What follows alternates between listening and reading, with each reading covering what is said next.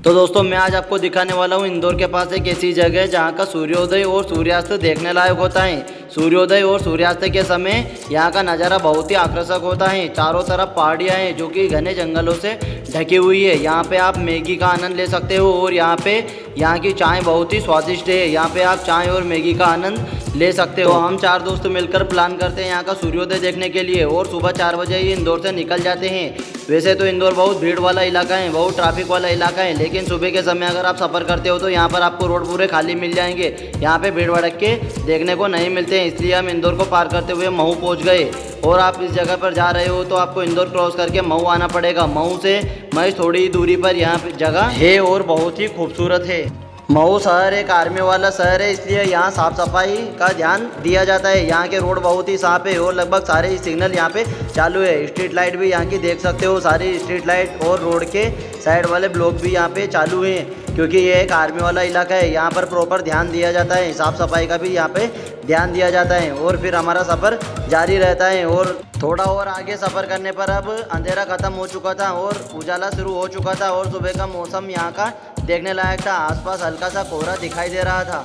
सुबह के समय यहाँ पर बिल्कुल भी भीड़ नहीं दिखाई देती है, क्योंकि यह इंदौर से लगभग 60 किलोमीटर की दूरी पर है, इसलिए लोग यहाँ पर लेट आना पसंद करते हैं। लेकिन हम चारों को यहाँ का सूर्योदय देखना था, इसलिए हम यहाँ इंदौर से 4 बजे ही निकल गए थे। और यहाँ आते आते हमें लगभग 6 बज चुके थे और 6 बजे भी यहाँ रोड पर बिल्कुल भी भीड़ नहीं दिखाई दे रही थी और बारिश भी नहीं हो रही थी। यहाँ का मौसम आसपास देख सकते हो, आसपास यहाँ पे पहाड़ी शुरू हो चुकी थी और जंगल भी शुरू हो चुका था, जिसकी हरियाली आप देख सकते हो। पानी गिरने के बाद यहाँ का नज़ारा देखने लायक हो जाता है। आसपास चारों तरफ पेड़ पौधे हरे भरे दिखाई देने लगते हैं। और रास्ते में चलते चलते हम यहाँ पर चाय बनाने का प्लान बनाते हैं, क्योंकि हम हमारे साथ कैंपिंग वाला गैस स्टोव लेकर आए थे और यहाँ चाय बनाने का प्लान करते हैं। लेकिन हम यहाँ पर कुछ सामान लाना भूल गए थे, जो कि हम पास के गांव से ही खरीद लेते हैं। यहाँ पर सुबह से भैया की दुकान खुली रहती है, तो हम यहाँ से दूध बिस्कुट सब कुछ खरीद लेते हैं, पानी की बोतल वगैरह सभी खरीद लेते हैं और फिर वापस आगे बढ़ जाते हैं। थोड़ी दूर आगे बढ़ने के बाद फिर हम वापस जाम गेट पहुँच जाते हैं। और यहाँ का नज़ारा आप देख सकते हो,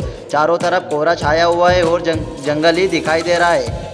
और फिर हम गाड़ी को रोड के साइड में ही पार्क कर यहाँ के नज़ारे देखने लगते हैं। यहाँ पर काफ़ी गंदगी फैली हुई थी, क्योंकि जो भी लोग यहाँ पर घूमने के लिए आते हैं वो प्लास्टिक पॉलीथीन और अपनी पानी की बोतलें यहीं फेंक कर चले जाते हैं। दोस्तों, जब भी आप अगर घूमने के लिए कहीं भी जाओ, किसी पहाड़ी क्षेत्र में, जंगल क्षेत्र में या फिर कहीं झरने नदी के पास घूमने के लिए जाओ, तो ध्यान रहे कि आपकी वजह से वहाँ कोई कचरा ना हो, कोई अनुशासनता ना फैले।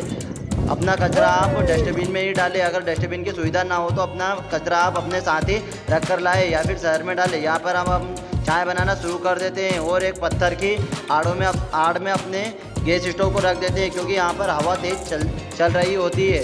और फिर यहाँ के नज़ारे को देखते हुए हम चाय बनाना शुरू कर देते हैं। यहाँ पर आप देख सकते हो जिग के आकार में यहाँ का रोड दिखाई देता है। यहाँ से रोड स्पष्ट और साफ दिखाई देता है। रोड पर चलने वाले वाहन भी यहाँ से दिखाई देते हैं और आसपास चारों तरफ आप पहाड़ी देख सकते हो, पहाड़ी जंगलों से घिरी हुई है। और अब हमारी चाय बनकर तैयार हो जाती है। यहाँ पर हम चाय को सर्व करने लग जाते हैं।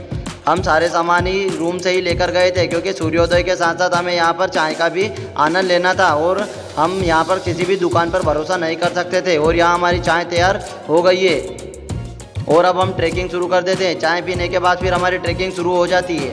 यहाँ पर आप जंगल में भी विजिट कर सकते हो और रोड पर भी बाइक राइड कर सकते हो। यहाँ किसी भी प्रकार की पाबंदी नहीं है, किसी भी प्रकार की रोक टोक नहीं है, लेकिन आप अपना ध्यान यहाँ पर स्वयं रखें। आपके द्वारा किसी भी पेड़ पौधों को क्षति नहीं पहुँचनी चाहिए या फिर ऐसे काम नहीं करना चाहिए जिससे अनुशासनता फैले। तो हमने यहाँ पर अपनी ट्रैकिंग शुरू कर दी और अब हम यहाँ पर प्रॉपर ट्रैकिंग के मूड में नहीं आए थे। हम यहाँ पर सूर्योदय देखने के लिए आए थे, लेकिन घने बादल छाने की वजह से यहाँ सूर्योदय तो नहीं होता है। फिर हम ट्रैकिंग शुरू कर देते हैं, इसलिए हम यहाँ पर पास के छोटी पहाड़ी पर चढ़ जाते हैं।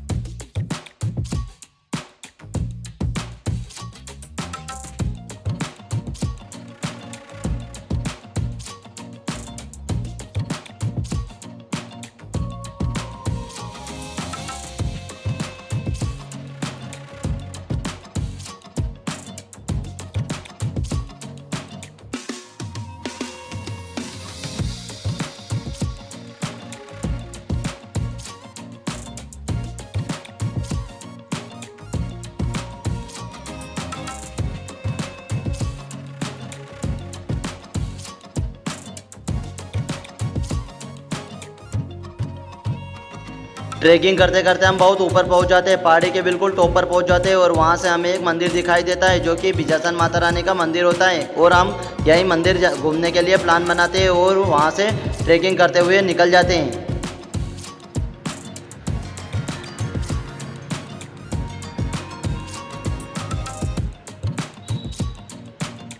ट्रैकिंग करते करते रास्ते में इन भाई साहब के फ़ोटोशूट शुरू हो जाते हैं और थोड़ी देर फ़ोटो शूट करने के बाद फिर हम वापस अपना सफ़र शुरू रखते हैं।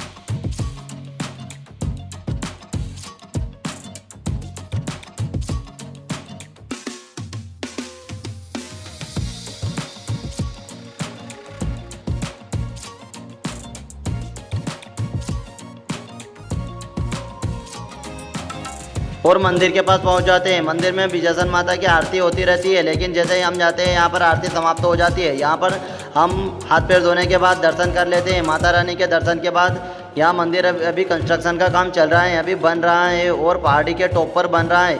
यहाँ पर दर्शन करने के बाद हम अपनी बाइक से वापस निकल जाते हैं इंदौर के लिए। तो दोस्तों वीडियो पसंद आए तो लाइक और सब्सक्राइब जरूर कीजिए।